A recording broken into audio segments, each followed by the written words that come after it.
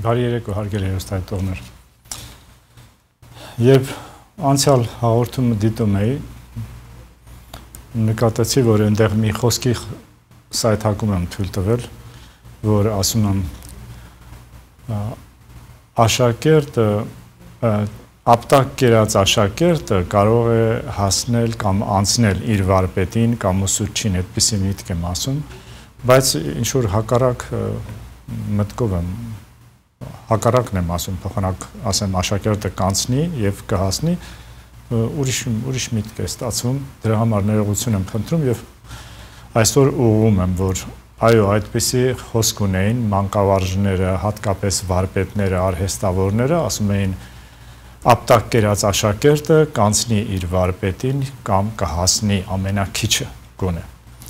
Եվ լրացրեցի, որ այսօր իրավունք չունենք ապտակելու, այսօր իրավունք ունենք միայն օրինակ ցույց տալու եւ առանց ճնշման ոգևորելու, որ կարողանա անցնի այդ ճանապարհը, տվյալ ճանապարհը, ուսման ճանապարհ կլինի, աշխատանքի, մասնագիտության ինչ-որ ուսուցման process կլինի, կարևոր չէ, բայց կարևորն այն է, որ ձևը իմանանք, որ սովորացնենք այդ ճանապարհին մտածել։ Հիմա զրույցս ուզում եմ սկսել հունիսի 27-ի 2009 թվականի Պաշտելի Գուան-ինի, որը արևելքում ընդունվում է ինչպես Մորյամ Աստվածածինը արևմուտքի ժողովուրդների համար։ Աստված իմ, ես հոգնել եմ անելանելիությունից, ես հոգնել եմ անբարյացակամությունից եւ մարդկանց մռայլ դեմքերից։ Ես ուզում եմ վերակերպարանափոխվել, իմ հոգին ծարավ է վերանորոգման, իմ հոգին հոգնել է, պահանջում է նոր էներգիաների իջնելը, սիրո, բարյացակամության, կարեկցության եւ գթասրտության։ Օգնիր Աստված իմ, արագացրու երկիր մոլորակի վերակերպարանափոխման ընթացքը, աղերս խնդրանք է։ Ուրեմն երբ որ միջ մթնոլորտային մտքի էներգիաները շատ ծանրանում են եւ կոշտուկների նման ուղակի ճնշում մարդկանց եւ մարդը կորցնում է իր ազատ կամքը, ենթարկվում է ընդհանուր մթնոլորտին, ընդհանուր դաշտին, ընդհանուր մտքին, այդ ժամանակ է, որ մեզ փորձում են օգնել ելքը փնտրելու։ Ելքը փնտրելը այն է, որ մենք կարողանանք գեղեցիկ մտքերով շրջապատել եւ դեզինֆեկցիա կատարել, մաքրում կատարել, չեզոքացնել այդ լարված կոշտուկները։ Ինչպես որ մենք պատկերացնում ենք ուռուցքները մարմնի վրա, այնպես էլ պետք է պատկերացնենք, որ մտքի կոշտուկները զգայական շերտի, բացասական արդեն կոշտուկները, որ ներվային կծիկներ են կոչվում չերևացող, որ հենց որ մի փոքր կսվում ես, անմիջապես սկսում են արձակել անհանգստություն, վախ, տխրություն, գրգռվածություն եւ այլն, չարություն։ Ուրեմն խնդիրը դա էր, որ աղերսանքը դա էր, որ կարողանանք միջմթնոլորտային ուժերը ներդաշնակացնել։ Ես շարունակում եմ ընտանիք թեման, տարբեր հարցեր են լինում, այդ հարցերի մասին պետք է խոսեմ եւ նախ շարունակեմ մի քանի ընտանիքների լարվածության, որ կապված է նորից, ինչպես անցյալ անգամ նշեցի, ոչ թե այն հարցի հետ, թե մի կողմը ազնիվ է, մյուսը ոչ, մեկը լավն է, մյուսը բարի է կամ չար, կամ սխալ է, կամ ճիշտ է, այդ խնդիրը չէ։ Խնդիրը այն է, որ տգիտության մեջ են ապրում մարդիկ, խավարի մեջ են եւ չեն կարողանում ելքը փնտրել իրենց իրավիճակների։ Դա կլինի փոխադարձ հարաբերություններ, կլինի իրենց ապագան, երեխաների հետ կապված, ծնողների հետ կապված, հարևանների հետ կապված նշանակություն չունի, բայց տգիտությունը թույլ չի տալիս ճիշտ լուծումը կայացնեն, ճիշտ որոշումը կայացնեն բոլոր հարցերի։ Դեռ համար 62 դպրոցում ռուսական դպրոցեր, Երևանի մասին եմ խոսում, 10-րդ դասարանի աղջիկ եւ տղա նույն դասարանում սովորում էին, երկուսն էլ գերազանց եւ կարծես ընկերություն էին անում, անկեղծ պարզ մաքուր ընկերություն, ազնիվ ընկերություն եւ ուսուցիչներով խոսում էինք այդ մասին, որ ինչ լավ զույգ են, երջանկություն ցանկանանք մտքով համապատասխան են իրար։ Բայց տարիներ անցան, ես իմացա, որ ամուսնացել են, հետո բաժանվել եւ մի անգամ կանգառում փոխադրականի կանգառում տեսա այդ տղան ծխում է։ Խելացի տղա էր, լավ գերազանց սովորող երկուսն էլ եւ զարմացա, որ այդքան խելացի, այդքան աշխատասեր, գիտակ, կարելի էր ասել դպրոցի լավագույն սովորողներից էին, ինչ պատահեց, որ բաժանվեցին։ Կարծես թե խելացի մարդիկ չպետք է բաժանվեն, բայց ստացվում է նաև այդպես, որ երկու խելացին, երբ զիջել չգիտեն, աստիճանաբար վեճը կուտակվում է։ Կուտակվում է եւ իհարկե տանում է բաժանման։ Որովհետև երկուսի մեջ էլ տարիների ընթացքում կուտակվել էր մեծամտություն, որ ես լավ եմ սովորում, ես խելացի եմ։ Եվ չկարողացան գիտելիքը չունենալու պատճառով, չկարողացան հասկանալ, որ ամուսնանալուց հետո այդ գիտելիքը չի կարևոր, ինչ որ դպրոցում ստացել են, այլ կյանքի գիտելիքը, որ ինչ բան է տղամարդ, ինչ բան է կին, եւ ինչպես պետք է նրանք ներդաշնակ պահպանեն իրենց միասնությունը։ Ոչ թե պետք է մրցեն, թե ով է ավելի խելացի, ով է ավելի կիրթ, ով է ավելի բարձր, ով է ավելի առաջ, այդ համեմատությունը, այդ մրցումը չպետք է լիներ, բայց դպրոցում սովորելու ժամանակ այդ մասին ոչ մեկը իրավունք չուներ ասելու։ Իրավունք ունեին միայն, ինչպես այսօր, դասը պահանջելու, մատուցելու եւ պահանջելու, գնահատական նշանակելու եւ երեխան բարձր միավորներով ավարտի դպրոցը կամ դասարանը։ Սա էր խնդիրը։ Դրա համար է, որ բազմաթիվ զրույցներիս մեջ ես ասում եմ, կարևոր չի գիտելիքը։ Ամենաբարձր գիտելիքը դա փոխադարձ հարաբերություններն են։ Գեղեցիկ փոխադարձ հարաբերությունները։ Մնացած գիտելիքները տուժում են, երբ որ այս մեկը չկա ընտանիքի մեջ, համայնքի մեջ, հավատքի, ասենք, կրոնի ինչ որ ճյուղի մեջ, ասեմ, որովհետև այնքան ճյուղավորված են, նշանակություն չունի, համենայն դեպս, եթե չկա փոխադարձ հարաբերությունը, սերը, անպայման քայքայվում է, դա քանդվում է։ Եվ երիտասարդ, ասենք, սրանց մասին չարժի, ես անընդհատ ուզում եմ բոլոր հարցերի մասին խոսել եւ եզրահանգում կայացնել իմ ուսումնասիրությունների արդյունքն է դա, որ տեսել եմ, որ երկու կողմն էլ շատ լավ են, շատ ճիշտ են իրենց պահանջների մեջ, բայց որովհետեւ չեն զիջել իրար, որովհետեւ չեն իսկական սերը չեն ունեցել, այլ նախընտրել են, իրենց իդեալը եղել է սովորել է դրա համար, երկուսն էլ մրցել են ու արդյունքում այդպես բաժանում է ստացվել ամուսնալուծություն։ Մյուսը, ասենք, երկու երեխա ունեն, տղա մեկը 10, մյուսը 5 տարեկան, եւ ամուսինը ես իհարկե ոչ թե հարցաքննեցի, այլ հարցեր տվեցի, որ ճշտեն, այստեղ ասում են multiple choice-եր, տարբեր հարցեր նույն թեմայից եւ պետք է ընտրվի լավագույնը կամ ճիշտը։ Երբ որ երկու կողմն էլ հարցրեցի, նկատեցի, որ ամուսինը եւ ծխում է, եւ ալկոհոլ է օգտագործում, երբեմն էլ թմրադեղ, եւ բոլորովին չի օգնում կնոջը ոչ տան վարձը տալու, ոչ առօրյա ծախսերը անելու, կենսական ծախսերը անելու, եւ այնքան խելացի չի, որ կարողանա երեխաների հետ ճիշտ վարվել,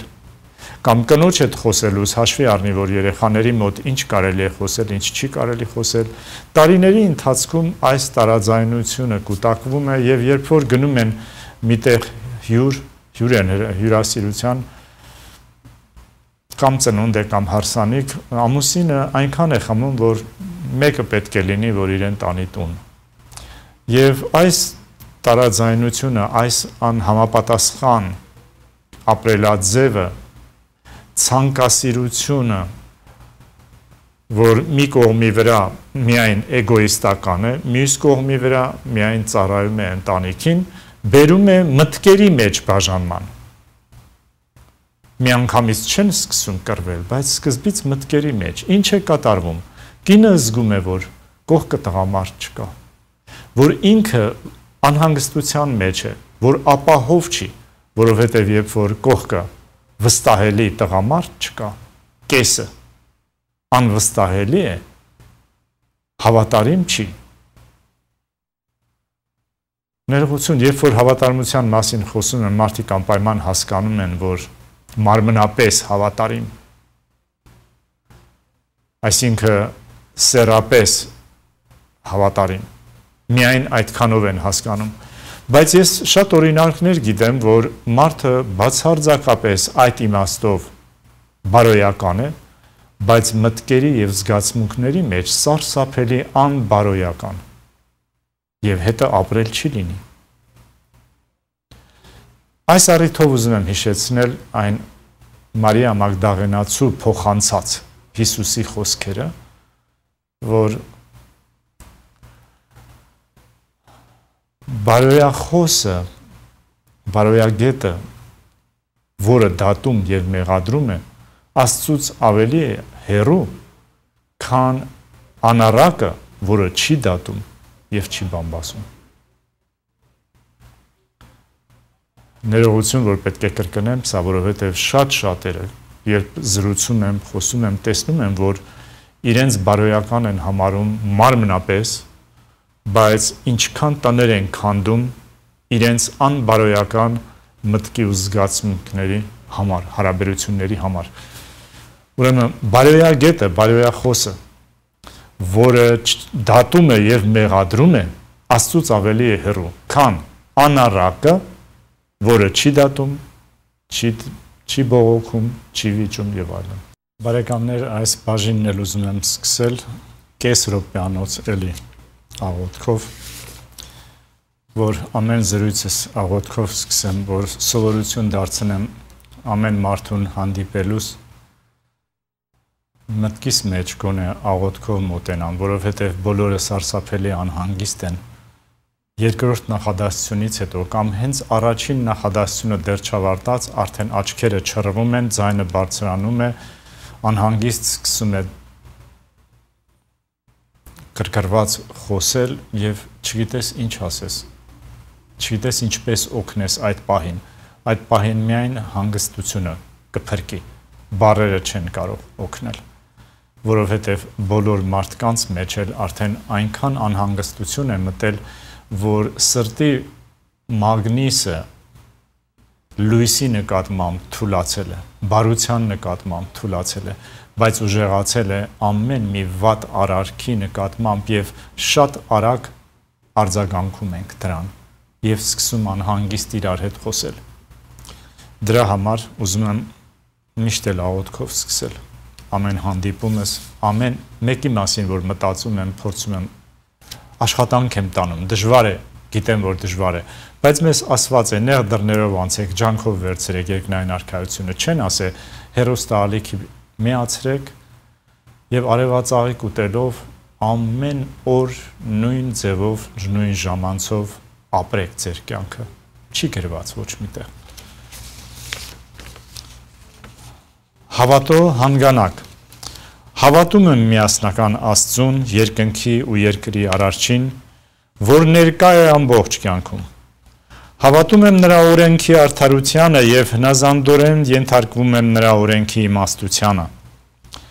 Հավատում եմ երկնքի արքայությանը, ինչպես երկրի վրա, այնպես էլ երկնքում։ Հավատում եմ Աստծո միասնությանը, Հոր, Մոր, Որդու եւ Սուրբ Հոգու։ Ամեն։ ես գիտեմ, որ մարդիկ կան արդեն պրոֆեսիոնալ, շատ վարպետացել են, ամեն ինչի մեջ թերությունն են տեսնում, վատն են տեսնում։ Թերությունը տեսնելը շատ լավ է, երբ որ դու փորձում ես օգնել նրան, խորհուրդ տալ, բայց ոչ թե հեգնել, ծաղրել, քմծի ծաղել, փորձել ցույց տալ, որ դու ավելի առավել ես, բամբասել, սրանք տարբեր են, մտադրությունը և նպատակը, երկուսն էլ տարբեր են, անսխալ մարդ չկա մոլորակի վրա, քայլող, բոլորս գալիս ենք մեր սխալները ուղղելու, կատարելագործվելու, նրբանալու, որովհետև նուրբ աշխարհ ենք մտնելու։ Կոշտ ֆիզիկական աշխարհից պետք է նրբանանք, որ կարողանանք մուտք ունենանք նրբագույն աշխարհ։ Ոչ թե գնալով մեր կոշտությունը հաստատենք, թե մտքերի, թե զգացմունքների, ժխտելով հոգին, գնանք հոգևոր աշխարհ։ Արդեն դա բավական է, որ մարդը իր կյանքը հիվանդ ապրի, կիսատ ապրի։ Հիմա շարունակեմ այդ օրինակները և եզրակացություններս անեմ երկար տարիների ուսումնասիրության, որ իրոք բոլոր բաժանումները գալիս են, երբ ամեն հարցը լուծելու ժամանակ ներկա է հպարտությունը, հիվանդ ինքնասիրությունը, մեծամտությունը, նյութապաշտությունը, չարությունը, անձապաշտությունը, մարմնապաշտությունը, ատելությունը և այլ բացասական հատկություններ, նախանձը, խանդը և այլն։ Ուրեմն, երիտասարդ զույգեր էին, որ ճանաչում էին ինձ, ինչքան հանդիպեցինք վերջին շրջանում նկատեցի, որ կնոջ աչքերը աստիճանաբար տակի մասը ուրեմն սկսում են խորանալ և սևանալ և նիհարում է, առողջությունն է վատանում։ Վերջապես մարդ գտան, որ խնդրեցին, որ երկուսի հետ էլ խոսեն, ամաչում էին իրենք ասեն, երբ երկու կողմն էլ հարցրեցի, եկա եզրակացության, որ երկուսն էլ լավ անձնավորություն են, ինչքան որ հանդիպել էինք տարբեր առիթներով, լավ տպավորություն էին թողել, բայց տղամարդը շատ անզուսպ էր սեռական կյանքի նկատմամբ, բացարձակորեն կուլտուրա չուներ, որովհետև սեռական կյանքն էլ իր օրենքներն ունի, ամեն ինչը օրենքներ ունի, բայց երբ մենք սովորում ենք ամեն ինչը անել անօրեն, հաշվի չառնելով դիմացինի վիճակը, տրամադրությունը, ցանկությունը, այլ միայն հաշվի ենք առնում մի կողմինը, այստեղ արդեն ամենակիչը բռնություն է,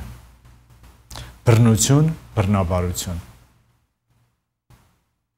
որովհետև ներդաշնակ պետք է դա լինի, սիրով պետք է լինի, որովհետև սեռական ակտը պրոցեսը աստվածային միասնության պրոցես է, որից երեխա է ծնվում։ Ըստ Աստծո օրենքի։ Մեր օրենքներով կարող է և չծնվի, կարող է և մեռած ծնվի, կարող է և նույնիսկ չծնված մահանա և այլն։ Դա մարդու օրենքն է, Աստծո օրենքները չեն։ Այսինքն, մարդը, որը բացարձակորեն արհամարում է օրենքները, իր օրենքը լինում է միայն իր ցանկությունները և իր ցանկասիրությունները,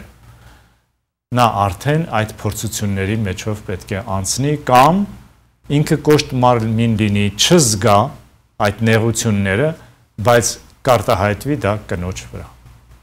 կնոջ մեջ։ Եվ նկատեցի, որ վեճեր են առաջանում իրենց տունը այդ հողի վրա, ուրիշ պատճառ չկա։ Տղան լավ արհեստավոր էր,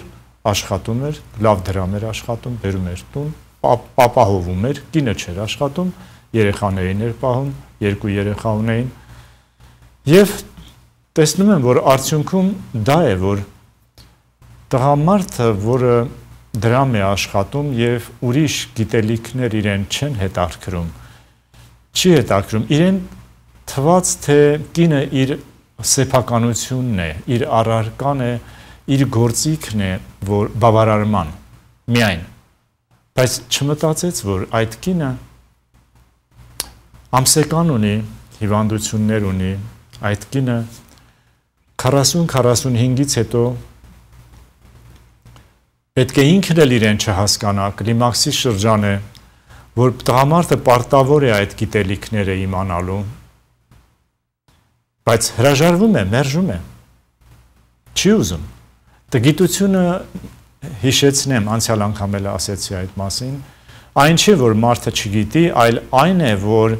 ժխտում է, քմծիծաղում է, արհամարում է, չի ուզում իմանալ։ Ահա տգիտությունը։ Եվ տգիտությունից է, որ բոլոր բաժանումները տեղի են ունենում։ Համայնքների մեջ, ընտանիքների մեջ, աշխատանքային ուրեմն ընկերությունների մեջ նշանակություն չունի։ Մի խոսքով համոզվեցի, որ այս ընտանիքի միջև միակ եւ միակ պատճառը դա էր, որ տղամարդը հաշվի չէր առնում կնոջ ցանկությունները եւ ցանկասիրությունները, ոչ առողջական վիճակը, ոչ մի բանը։ Ուրիշ ոչ մի պատճառ չտեսա։ Ինչպես տեսնում եք, տարբեր ընտանիքների մեջ տարբեր պատճառներ են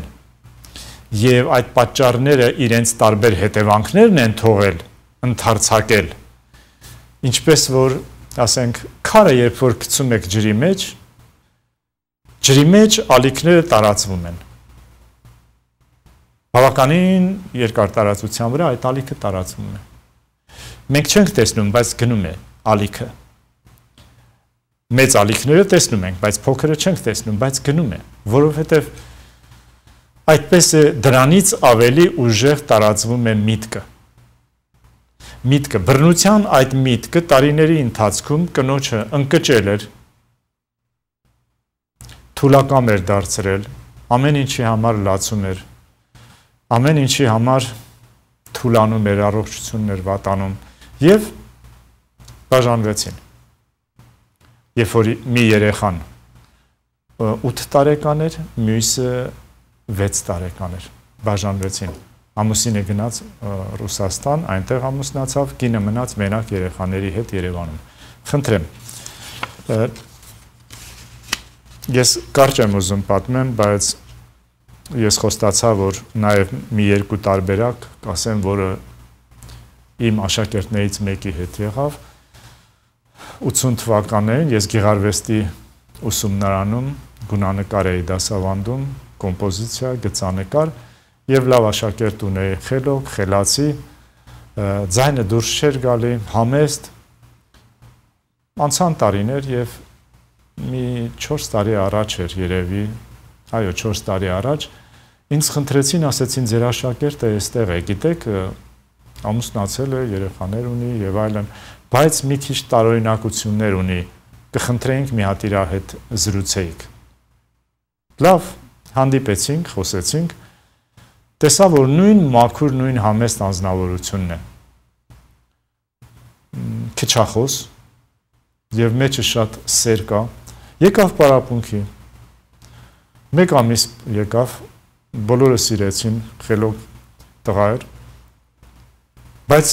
մի պարապմունքի կնոջը բերեց հետը, կինը ավելի կարճահասակ, բավականին գեր, եւ պարապմունքից հետո կինը մոտեցավ, ասեց, «Էս հիմա որ պարապում եք, այսպես ինչ օգուտ, մենք կարանք ամեն մարդ իր դռանը մարզանք անի կամ քայլի իրենց մոտ այգիում, ինչի պետք է նոր թե Հոլիվուդից իմ ամուսինը գա այստեղ հասնի»։ Ես տեսա, որ դժվար է այդ կնոջը բան բացատրել, որ այստեղ հավաքվում են ոչ թե մարզանքի համար, այլ այստեղ հավաքվում են նաև մարզանքի համար, բայց հիմնականում հավաքվում են առողջ միտք ստեղծելու, մտածել սովորելու, աշխարհին խաղաղություն ուղարկելու, Հայաստանին միտք ուղարկելու եւ որտեղ հիվանդություն կա, որովհետեւ պարապմունքի վերջում բոլորս կենտրոնանում ենք ազգը առողջացնելու կամ ընդհանրապես առողջ միտք ենք ուղարկում աշխարհին, որ պատերազմները դադարեն, եւ եթե այդ տեսակ մարդիկ շատանան, վստահ եղեք, որ այդ միտքը կգործի։ Ուրեմն չկարողացա ես այդ կնոջը բացատրել եւ պարապմունքի վերջում նկատեցի, որ կինը առաջ է գնում զինվորականի նման, տղան գլուխը կախ ամոթից գնում է, հետևում է։ Դրանից հետո այլևս չտեսանք նրան։ Բարեկամներ, ուրեմն այդ կինը, որ ասացի զինվորականի նման առաջ գնաց հպարտ քայլում էր, որ ինքը իշխում է տղամարդուն, ինքը ավելի ուժեղ է, ինքը պետք է որոշի իր ամուսինը կգա պարապմունքի թե ոչ եւ այլն, արդեն հասկացա այդ աշակերտիս հիվանդության պատճառները։ Ասում էին հոգեկանը խանգարվել է եւ այլն, այնինչ ոչ մի բան խանգարված չէր, պարզապես իր բնությունը ընկճված էր։ Կինը պահում էր իրեն որպես դաժան խիստ տղամարդ,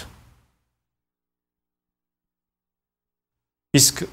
ամուսինը արվեստագետ լինելով, նկարիչ լինելով, մեղմ բնավորություն ուներ եւ չէր ուզում բոլոր հարցերը վեճով լուծի կամ տղամարդկային բնությունը ցուցադրի։ Երբ որ ես հարցրեցի, ասեցի, որն է լավը, որ դու այդպես շարունակես եւ ժամանակից շուտ եւ երեխաներիցդ զրկվես եւ ընտանիքիցդ ընդհանրապես, թե որոշ ժամանակով առանձնանաս եւ երեխաներիդ օգնես, որ ոչ դու ընկճված մնաս որպես տղամարդ, ոչ էլ նա մնա իր բնությունից դուրս իր ճակատագիրը սխալ ստեղծի։ Որովհետև կինը կնոջ մարմնով ծնվում է, որպեսզի կնոջ նման ապրի։ Եթե ապրեց տղամարդու նման, ապա կողքի տղամարդը պետք է կամ կին դառնա, որ հարմարվեն, կամ էլ թե չէ, պետք է տղամարդ մնա, երկու տղամարդ մի ընտանիքի մեջ դժվար է։ Երկու կին էլ մի ընտանիքի մեջ դժվար է։ Որովհետև միասեռական չեն։ Ուրեմն տեսնում եք, որ այստեղ էլ այս կինն էր մեղավոր, որ այդ բաժանումը մտքերի մեջ արդեն կատարված էր, եւ քանի որ տղան պատասխանեց, որ ես երեխաներից շատ եմ սիրում, չեմ կարող քաշքշուկ սարքել։ Դե դեպքում ասեցի, դու պետք է անընդհատ աղոթքի մեջ լինես, որ կինդ հասկանա, որ ինքը կին է, որ եթե իրան տղամարդու նման պահեց, դու կզրկվես տղամարդկային հատկություններից, ինքն էլ կզրկվի կանացի հատկություններից, որովհետև իրար դուք չեք սիրի,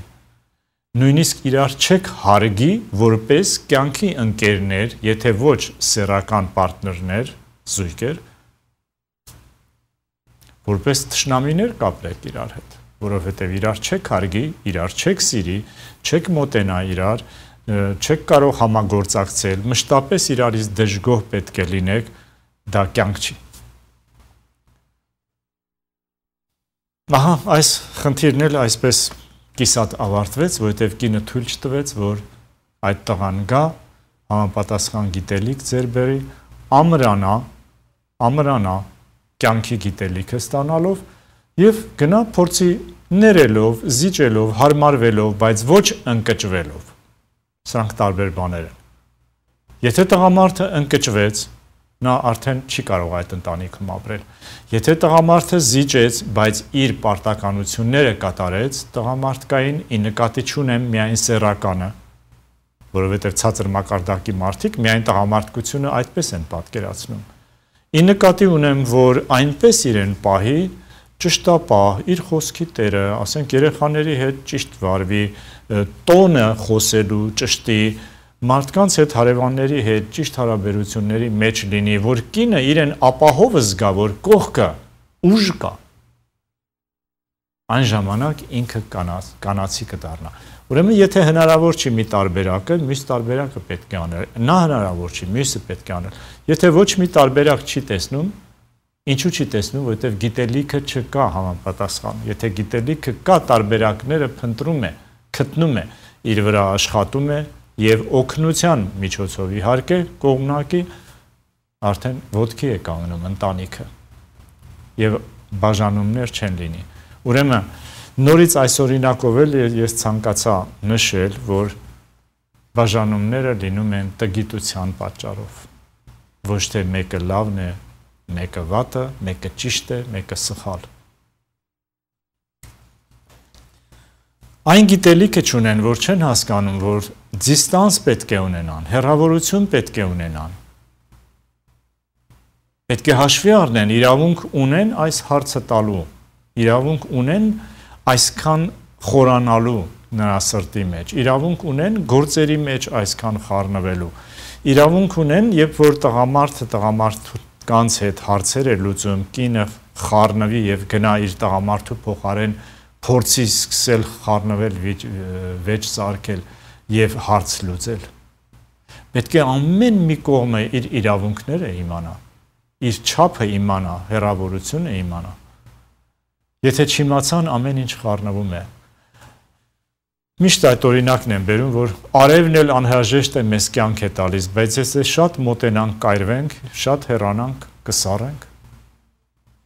Երկու դեպքում էլ մահ է։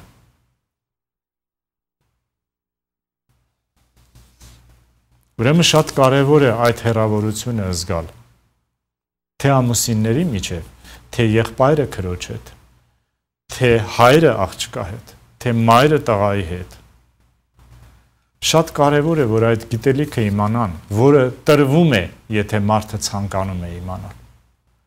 Բայց եթե մարդը չի ցանկանում ընդհանրապես ոչ մի գիտելիք իմանալ, ամուսնացել եմ, իմ կինն է, իմ սեփականությունն է, ոնց կուզեմ նենց էլ կնայեմ։ Իհարկե Ամերիկայում քիչ է այդպիսի բանը, որովհետև հարցը անմիջապես դրվում է, որ ազատ է Ամերիկայում, նույնիսկ երեխան կարող է դատի տալ ծնողին, բայց կան շատ հայ ընտանիքներ, որոնք առողջապես պատժվում են, որովհետև այդ դիստանսը, այդ հարգանքը,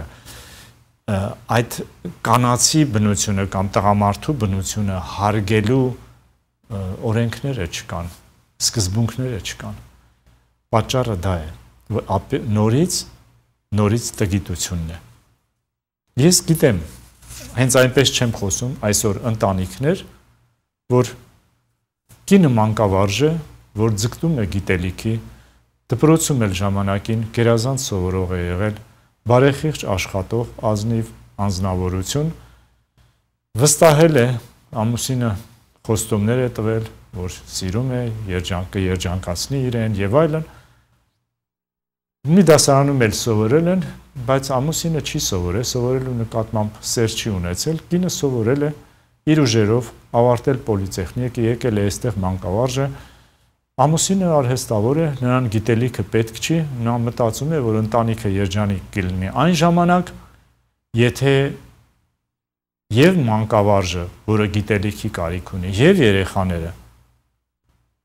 իր ուզածով շարժվեն, իր մակարդակով մտածեն,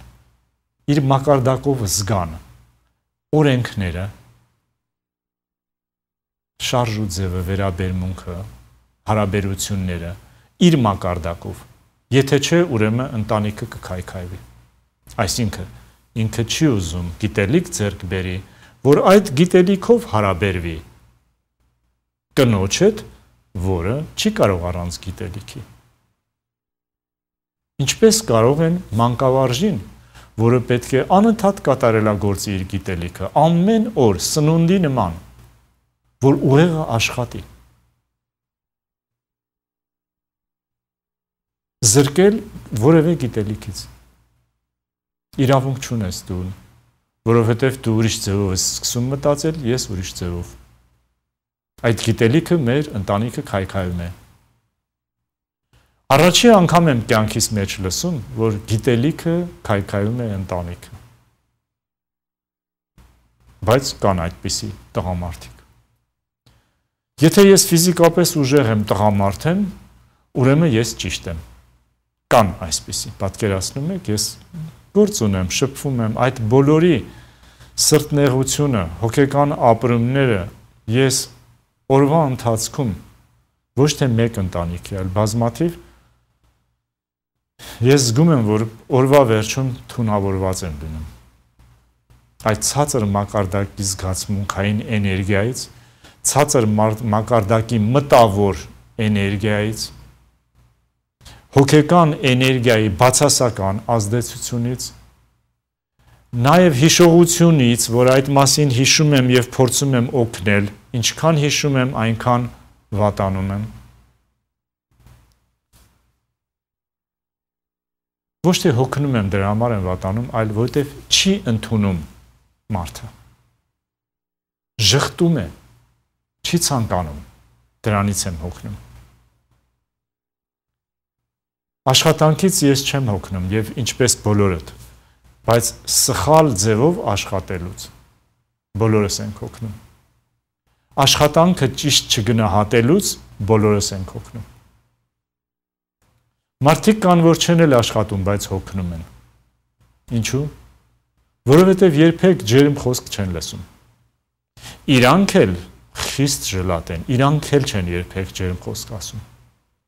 Որովհետև իրենց ասող չկա, ուրեմն ես էլ չեմ ասի։ Եվ առանց գործի է, բայց միշտ հոգնած է։ Այդ հոգնությունները տանելու են հիվանդության։ Եվ այդ հոգնածները, գիտեք քանի տարեկան են։ 25 տարեկան ծերունիներ, 30 տարեկան զառամյալ ծերունիներ, 40 տարեկան հուսահատ, նյարդային, գրգռված, թունավոր, կծիկ։ Միշտ ջղային, միշտ հոգնած, միշտ պահանջների մեջ, միշտ վախի մեջ։ Այնքան են վախենում, որ եթե կինը բացակայում է, վախում է, թող գա ինձ ջերմություն տա, ինքը ջերմության կարիք ունի, որովհետև գիտելիք չունի, թե ինչպես պետք է ջերմություն տա կնոջը, որ ինքն էլ ջերմանա, իր տվածից ինքն էլ ջերմանա, որ ոչ թե պետք է պահանջի երեխաներից և կնոջից և բոլորից, այլ պետք է արժանանա, տարբերություն կա, երբ որ արժանի չես և պահանջում ես, հիվանդություններ են սկսվում։ Եվ հիվանդ մարդը, վախի մեջ մարդը իհարկե միշտ ուզում է, որ իրեն ջերմացնեն, ջերմություն տան, ապահովություն տան, բայց ինքը անընդհատ գրգռվածություն մտցնի տունը եւ ասի, ես ամենալավ տղամարդն եմ։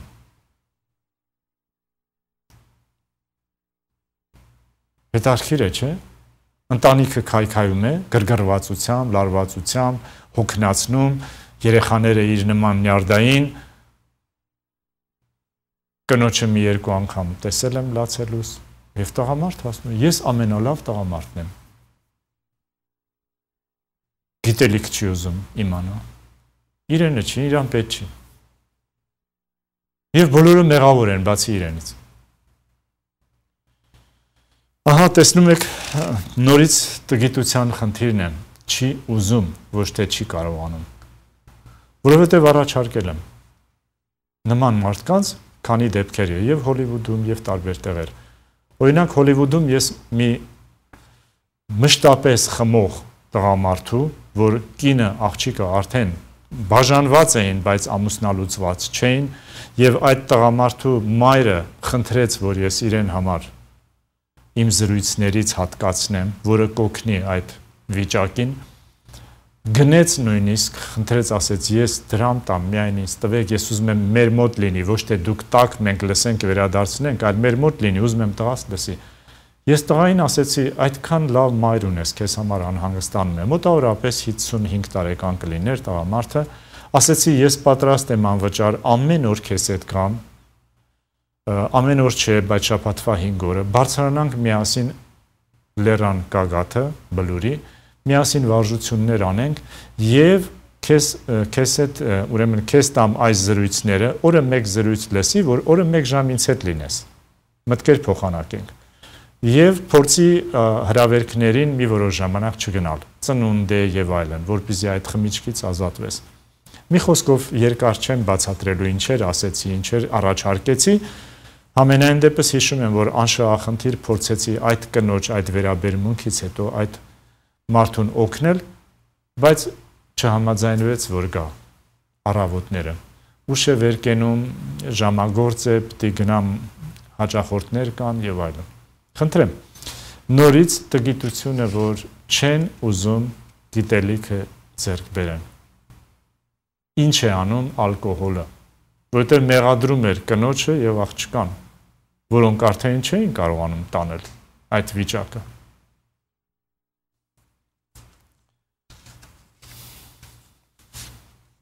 Ես երևի չեմ հասցնի մի կարևոր ուրիշ օրինակ բերեմ, որովհետեւ թե ինքը եւ թե շատ տղամարդիկ ասում են, գիտես, ես շատ չեմ խմում։